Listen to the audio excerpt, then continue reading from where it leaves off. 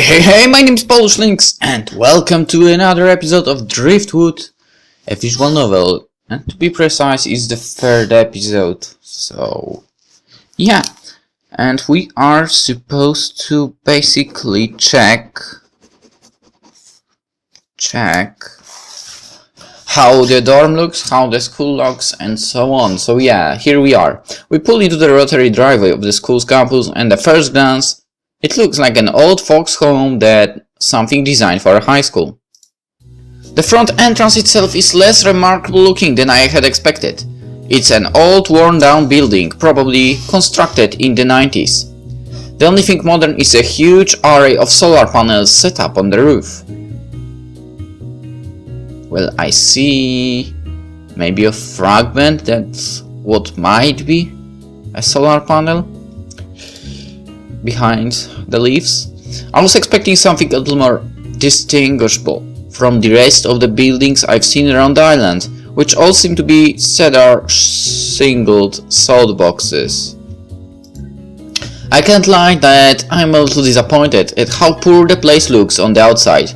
Hopefully the school makes up for looks in academic strength. This is the place! Xavier gives me my shoulder another firm pat, making me tighten up slightly out of reflective instinct. I was expecting something a little more modern. I mean, the entrance doesn't even have a gate or sign. Are you sure about the dorms? He nods, making his way up the steps toward the school's front door without another word. He opens the door and steps inside, but I pause, peering up at the plaque that hangs above the school's front door, which says nothing more than "Welcome." How inviting. With a deep breath, I grip the door handle and open the door, stepping inside. The inside of the building proves to be just as dated as the outside, which is making me feel a little cautious about my parents' decision to send me here. I would still prefer that type of high school compared to what I had. What is this? A school for misfits or delinquents? At the very least, the inside is cooler and air-conditioned, making it a little pleasant. I never had air conditioning at my school, so this is a welcome change. When it comes to my school, my high school basically, there was only one place with air conditioning, and that only place of course was a classroom, and that classroom was the IT classroom, of course, because well that was a thing that actually needed to be there. However, you barely used it. It was always basically open the window and so on. But yeah, it was there. Rarely used, but it was there.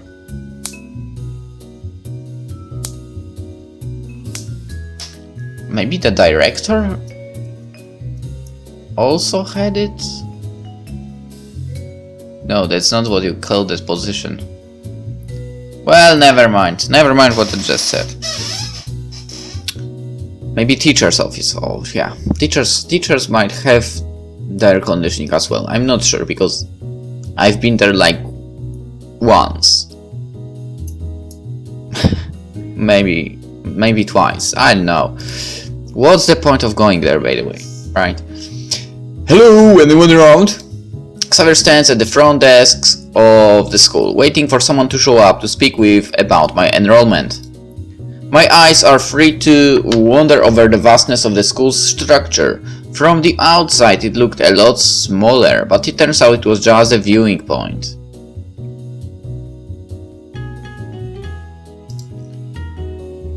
There is a lot... Okay, seriously dude, what did you complain about? This place looks really good.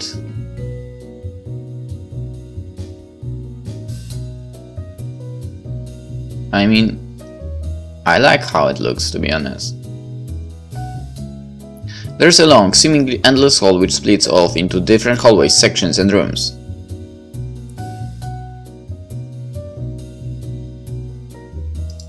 One of the most noticeable things is all the books lining the walls down the length of the hall, along with tables and desks. Headmaster / principal, that's how it was called. God damn it.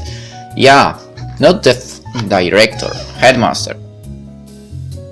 Or principal. I totally forgot. That's how you're supposed to call that thing. That position, actually.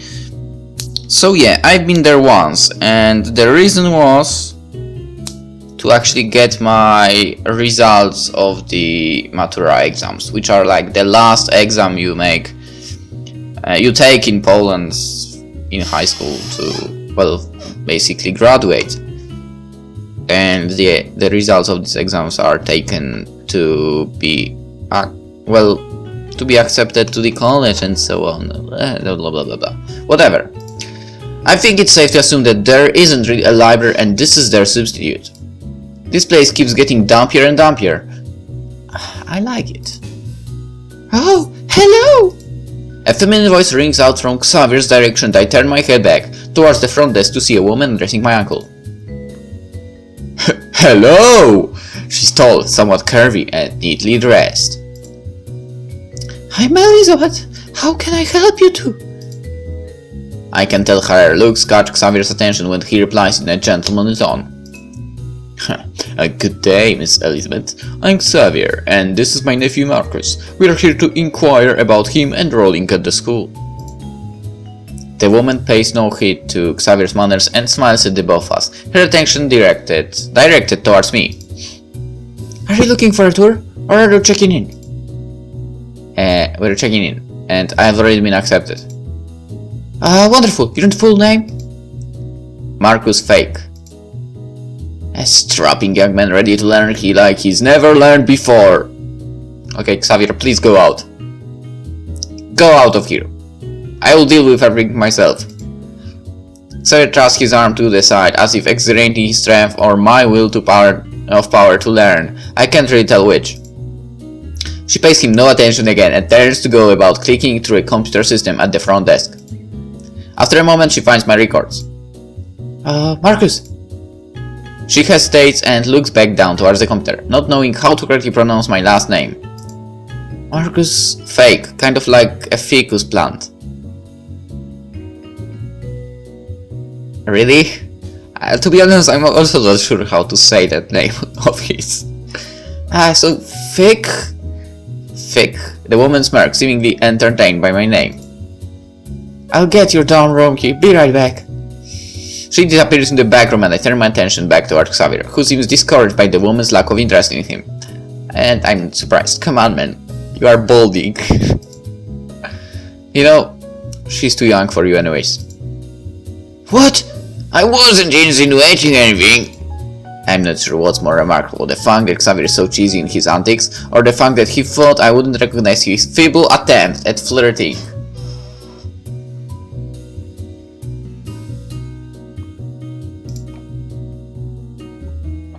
You know, you're kind of obvious. I guess you really can't teach old dogs new tricks. He pauses and rolls his shoulders back as if to brush it off. Soon enough, the front desk woman returns, handing me an envelope with my name on it. Thank you. Not a problem, Marcus. If you ever need anything during school hours, don't hesitate to come and ask me.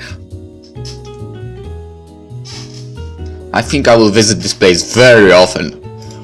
The dorms are down the opposite path from the entrance of the school, so follow the path and you'll find them. It's about a 10-minute walk if you take your time. She offers a genuinely friendly smile, making me feel very welcome.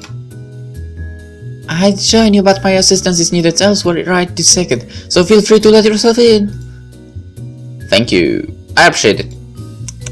Elizabeth scatters off down the hallway then, turning down another branch and disappearing from sight. I turn my attention to Xavier, who is subtly scratching his ass now that he knows his attempts have been fruitless.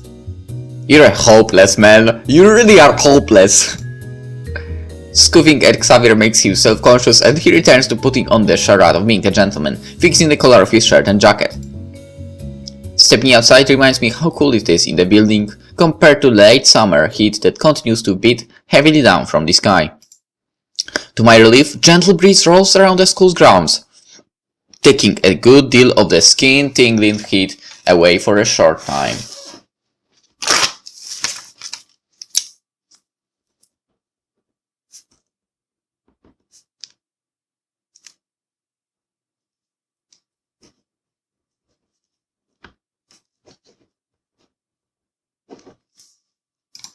I take in a deep breath and enjoy the refreshing clean air of my new island home.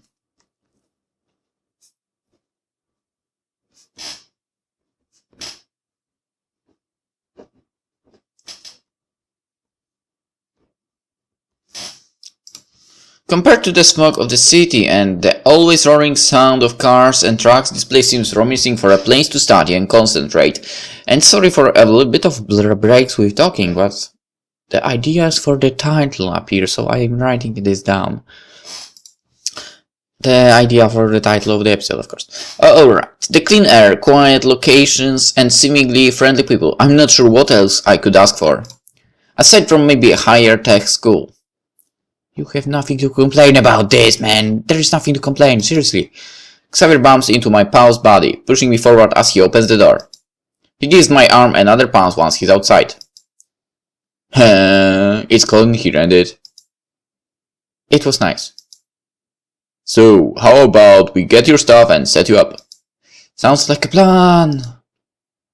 I gave Xavier a modest smile of approval at the idea, appreciating his help with getting me settled. It's not like he really knows me or my family. I'm sure he could have blown this whole thing off and pretended to be busy. Okay, this title sucks, to be honest. A short trip back to Xavier's car allows me to grab my belongings and head towards the dorm with him tagging along my own side. We make our way through a meadow with numerous trees sprouting up in small clusters along the sides of the pathway. Alright, let's face it. Once again I'm gonna say it, but I would love such a place to be my high school. Back in the time. Now it's too late.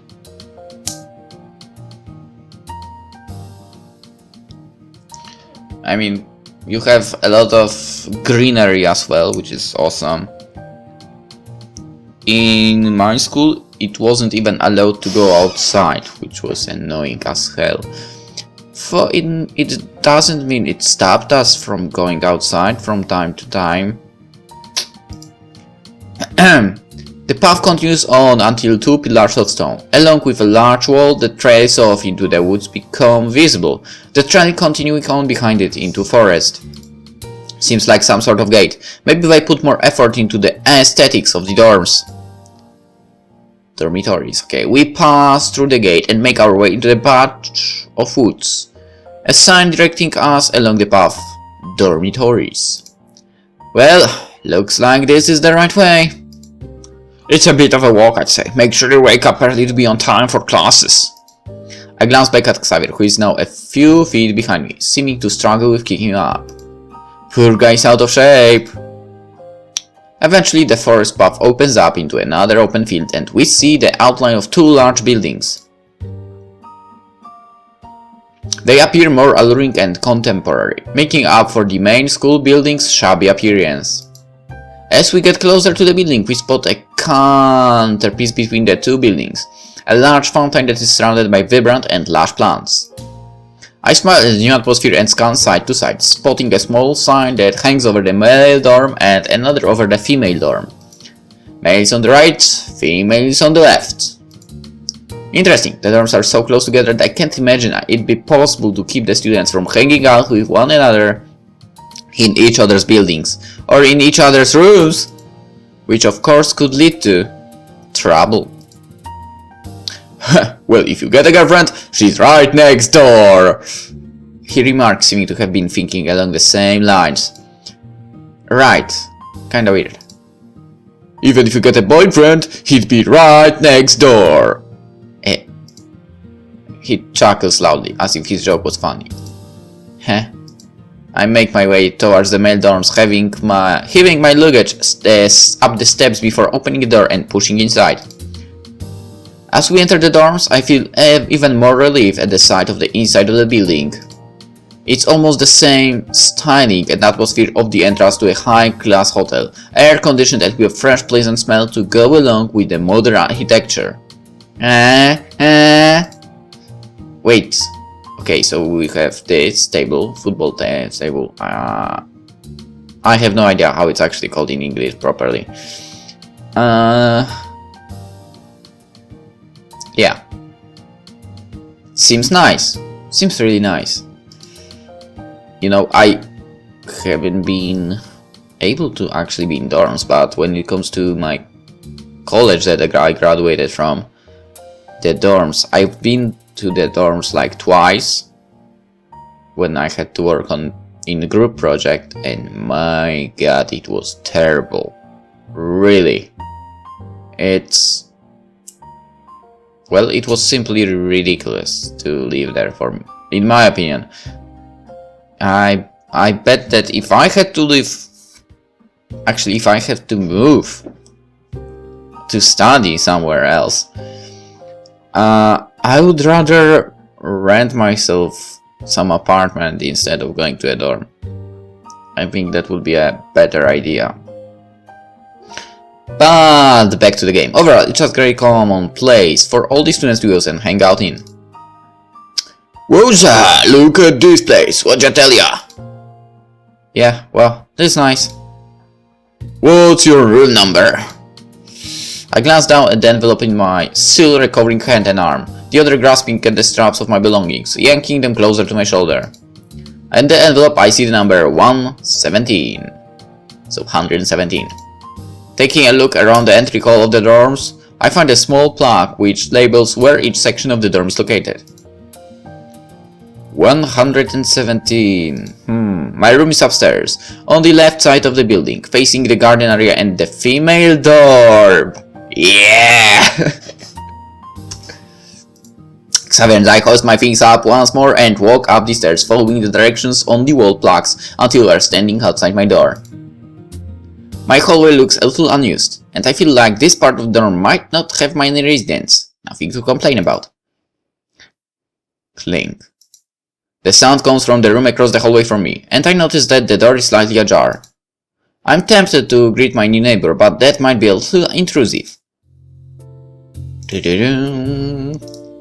Ba-ba-bow. Say hello. I think it's best that I introduce myself to the person I'm rooming across from. That's the polite thing to do, right? Probably. Setting my things down on the ground beside my door, I give my neighbors a gentle knock. Hello! I'll hold this silent for a moment, but eventually the door whips open and nearly knocks me down. I sidestep out of the way just in time to avoid the edge of the door bashing into my face. In the doorway stands a kid wearing white from head to toe, peering at me suspiciously. Yeah. Just thought I'd say hey, I'm moving in across the hall. The kid blinks a few times as if to clear his mind. Finally, after a few seconds of silence, he reaches out, forcibly giving my hand a firm shake. My arm kind of just flops up and down like a wet noodle before he lets go. What up, dog? I'm Matt. Handshakes work fine, right? You're not a hipster who does those secret overcomplicated ones, yeah? No, I'm not. I don't like this. What a peculiar way to greet someone for the first time. No, normal handshakes are fine. I'm Marcus. I'm a new student at the school. Oh, I think I've heard you. You're the transfer student from... He pauses for a long moment and I fill in the blank with a small smile and answer. Boston. Right, Boston, whatever. I'm put off by his dismissive response, but hold back a disappointed grimace. Hey man, it was really cool meeting you, but I was in the middle of doing something. Alright, I'll talk to you later then. Matt slowly backtracks into his room, closing his door halfway before he stops and pokes his head out of room behind it. You're not going to ask what I'm doing? No, it's rude to be nosy. He pauses and gives me a look over, then shoots a glance behind me, which I follow, remembering that Xavier is still with me. A man of wisdom, I see. A long and flourishing friendship will come to us. I promise you this. Just keep your tubby manservant away from my cookie jar. With that, he shuts his door and leaves me out in the hallway. Xavier was watching from the side but stayed a good distance away. How eccentric. Xavier hoofs out, rather annoyed by the remark about his wave. I noticed. The two of us share a confused and somewhat worried look before slipping into my room. Why is it pink? Or maybe it's red? Okay, let's say it's reddish.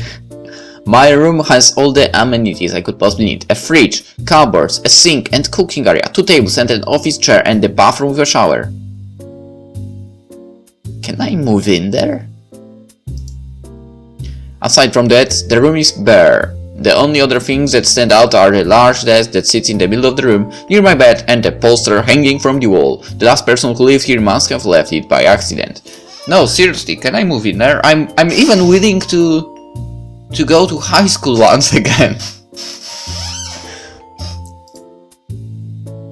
Because you have basically everything there to survive. Looking around further, I found a pile of neatly folded clothes on the countertop of the kitchen area. The school has uniform? Oh yeah, I nearly forgot about it. They've got a flush uniform that's not mandatory to wear, so if you don't want to wear it, you don't have to. Doesn't that kind of kill the point of having a uniform? I think it's just for looks. Strange. Very strange. Very strange. About an hour passes and we're finally done unpacking my bags. Can't you do this by yourself? Stuffing a good deal of clothing into the room's dresser. Xavier hums quietly as he paces around the room, finishing his little patrol at the exit. Well, I think I've done my job for the day. You okay for now? I should be right. If I need anything, I'll call you. Alright, until we meet again, Marcus. Xavier waits and lets himself out of the room. I follow after him and watch as he leaves. The door across the hall opens up right as Xavier turns the corner and the kid dressed in white steps out of his room to oversee the event. You make sure he keeps his hands out of people's cookie jars. I'll be sure to do so! But in all seriousness, welcome to school, man. New kids are always welcome, size. I can't really tell if he's being genuine or not. Thanks. And the first hand tips for a new guy. Don't get on teacher's bad sides and you'll be fine. Also, don't expect the front desk lady to be nice, cause she's a total... He pauses to catch his breath, face puffing up slowly as he does so. Total... Biatch! No, she's not. She's a very nice lady. His volume and pitch rises as the last letter leaves his mouth and I feel my muscles contracting at such a harsh comment. Him lunging forward doesn't really help either. We share a silent stare before I finally open my mouth again and he stepped back. Anything else? Don't eat the school's food if it's Greek day, but the Brazilian of Ocean, it is the most full thing I've ever tasted. Greek day. They try to mimic the flavor of food that Spartans used to eat. It's like licking shit off a homeless man's stinky fungus-infested food. Okay. I think I'll pass then. I definitely will pass. The boy's head shakes dramatically from side to side. You'll be sick for weeks, I tell you. I'll keep that in mind, and thanks for the info. No problem, broski. The term broski makes me cringe just as much as his description of Elizabeth. Exactly. I want to inform him I'm not his broski, but I feel like doing that would be counterproductive in the effort of making friends. Best to just nod my head and smile. Anyways, I need to head to the school to see what's up with everything. I'll talk to you later. Good luck, man. Wait, isn't class in session right now? Yeah. Are you skipping? Yeah. Well, alright, see ya. I return to my room, making a few last minute changes before venturing back out of the dorms to go find out if I can get some first-hand info for my classes tomorrow. On the way back to the school, I don't see a single soul, but once at the front desk, I'm greeted by Elizabeth's friendly smile once again. Hello. All set up? Yep. Wonderful. Oh, Marcus, the principal would like to have a short word with you. Sure thing. I nod and follow Elizabeth into the back of the front desk area and enter his office. The conversation with a principal is blunt and short. He doesn't seem like too much of a talker, but he at least makes the effort to make me feel welcome. He tells me the basic rules of the school, the teaching, philosophy, where I can find everything, and asks me a few simple questions about my goals. All of my answers are half uncertain, and I just throw in some of my random interests. It's an easily forgettable first meeting, but at least now I know I have a class schedule. Once back in the hallway near the front desk, I find myself glancing up at the clock that hangs over one of the walls. 2:30. I turn, peering back towards Elizabeth. Excuse me, when do classes end for the day? 4:15. Well, I was hoping to at least meet some people, but I'm not going to wait around for nearly 2 hours for class to end. Alright, thank you. I still need to finish organizing my room. Testing out the showers in the dorm room is high on my priority list, but I'll do that later. I retrace my steps from the school to the dorms, this time being much easier than the first now that I don't have to wait on Xavier's slow waddle. By the time 4 in the afternoon rolls around, I'm able to take a break from organizing my room to the way I want it. If I'm going to live here forever, I might as well hunker down. Unfortunately, right as I lean back onto my bed, my phone vibrates in my pocket. A quick examination proves my theory on my mother's overbearing parenting yet again. I accept the call and leave the phone to my ear slowly. Hey! Hey sweetie, are you all set up over there? I won't deny that hearing my mother's voice is always nice. I did see her earlier today, so being away for a year isn't that big of a deal just yet. Yep. How are things so far? Making friends? Or anything? Good and not yet. Well, one. I'm sure you'll fit in just fine. What's it like? As much as I love speaking with my mother on the phone, I can't help but roll my eyes at her barrage of semi-pointless questions which I answer as simply as I can. The school is a little bit dumpy, but the dorm building is really fancy. How did you guys afford it? Well, with the company finally releasing a sequel of the game, we've got you covered. That and your insurance took care of your arm. Couldn't you have found a school closer or cheaper? Well, hell, I don't even know how much you guys are paying for it. My mother ignores my remark, her voice blubbering on about what I should do to make friends, reminders to keep my grades up, and of course to eat properly. Same old, same old. Give me a second. Talking about pointless calls. How I know about that. Same old, same old. The conversation dies down slowly and eventually my mother just starts to ramble about what happened to her during the day. Useless information I really don't need to listen to. Best that I try to end her wandering before the sun goes down. Hey, I need to get going, I've got things to do. Alright, I'll call you sometime this week. Alright, bye, you don't need to call, please. Bye. Finally, I forcibly end the call before she can come up with something new to talk about. Glancing down at the time on my phone is a bit depressing, but brings me back into reality. 5 PM. How I ended up speaking with her for that long is beyond me. I'm just glad my room is set up already. I lay back on my bed, looking up at the ceiling as I think over what I can do for the rest of the night. I could just hang around here and try to sleep. I could also go for a walk or something. Maybe meet some people. Tum tum tum tum. Someone's knocking. Oh boy. I rise to my feet and open the doors, only to find a familiar face waiting for me. The white-clad kid has his fist raised, already in the motion of knocking it against the door again. Even with the door open, he rolls with the flow of the movement and lightly knocks my forehead with his knuckles. Hey, anyone home?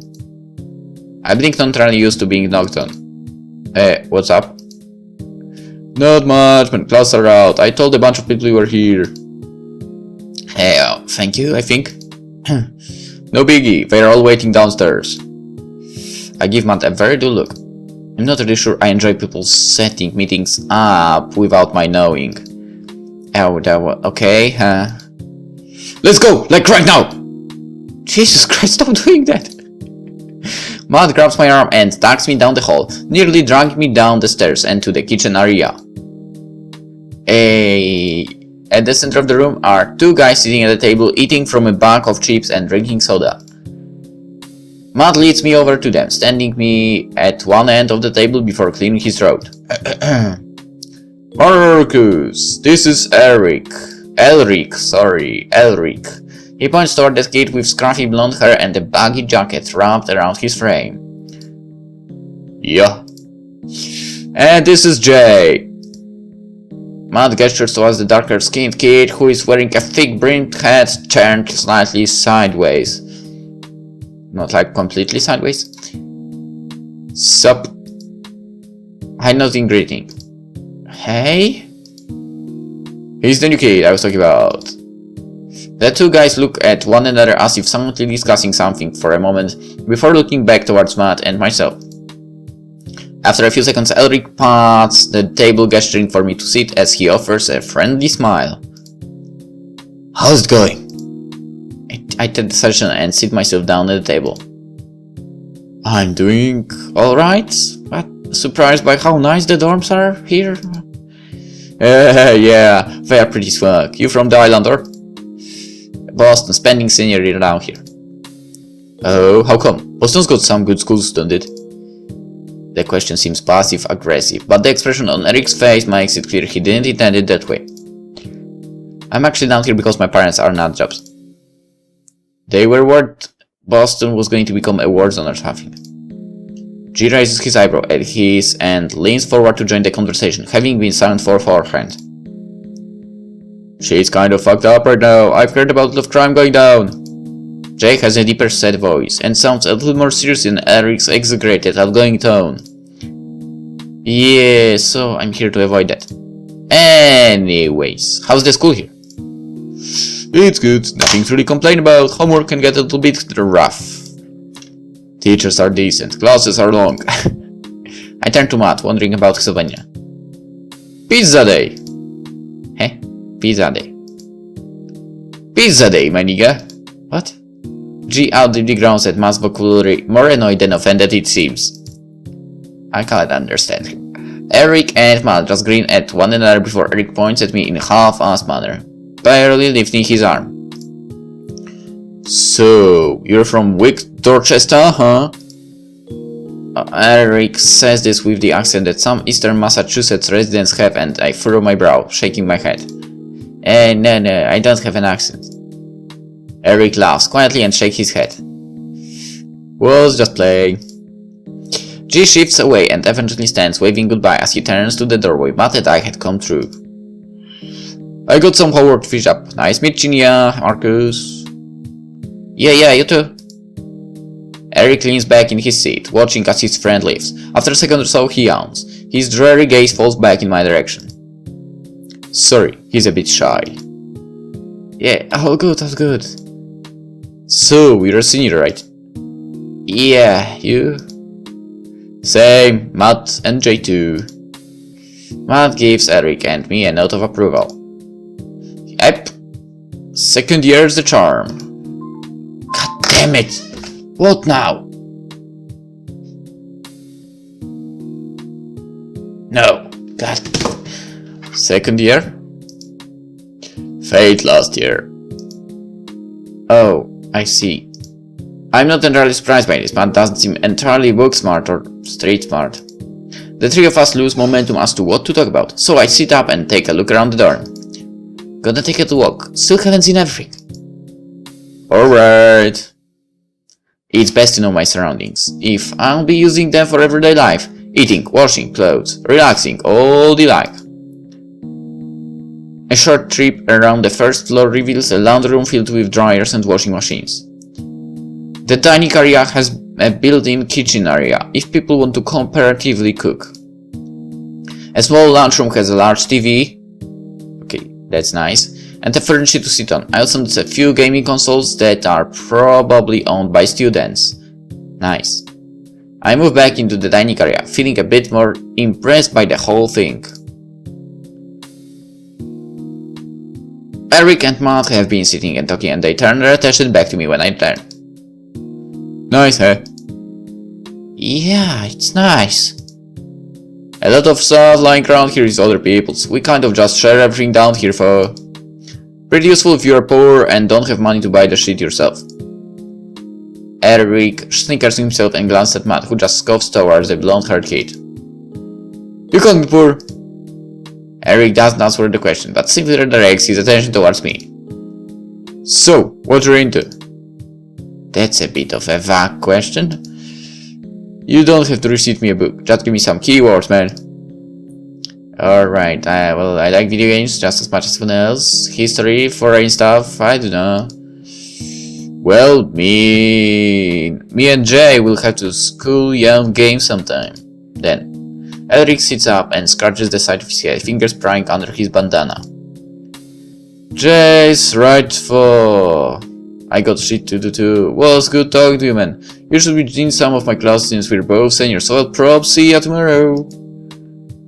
Alright, hey, thanks, have a good one. I give him a wave as he leaves the room and turn my attention back towards Matt. Matt is scratching away at something on his teeth with his fingernails. Attractive, very. I think I'm gonna call it a day, too. I'll see you tomorrow. Matt doesn't bother looking up from his strange method of oral hygiene, giving him a grunt of recognition as he continues to dig at his tooth. Okay. Wow. Ouch. The constant trickle of warm water along my frame softens and relaxes my strained muscles, making me take in deep relaxed breaths as the steam clears my sinuses. Hot showers are always a good remedy for a long day. I finish up with my washing and turn the water off, stepping out of the shower and drying myself with a towel before wrapping it around my body like a toga. I press open the door of the bathroom, releasing the steam to waft out into the rest of my dorm room. But as I take a step out from the tile of the wood flooring, my body freezes. A figure is standing in front of my empty fridge, but my room is so dark my eyes aren't able to adjust immediately to see who it is. It takes a second but I am able to see that the figure is wearing all white. God damn it! Dude, you don't have anything in your fridge! He turns on his heels, shutting the door of my fridge and blinking as he spots me in my towel. Why are you in my room? That's not what I told Tanta right now. What is more is that I get something cold to drink. Why didn't you just go check downstairs? Too lazy. I self-consciously tighten the grip of the towel around my body, not really trusting Matt all that much. For one, I've never really been a fan of people seeing me without clothing, let alone someone I just met who is getting stranger and stranger with each passing moment. I just move in. Why would I have food? Do I look like a prophet? No, but you could have just used common sense. Well, I won. Matt just dances all to the side as if he were already tired of my attempt at lecturing him with simple logic. Anyways, you think you could do me a favor? When you do, fill up your fridge. Get me some grape drunk. Matt surveys my room while the gears in my head attempt to grind out the pebble he had just thrown into my skull with a strange request. I might also need to use your room for storage. Hey, storage? Yeah, I've got a bunch of boxes filled with old trading cards I've been meaning to sell on the internet as collectibles. I haven't bothered putting them up yet. I've also got... Matt?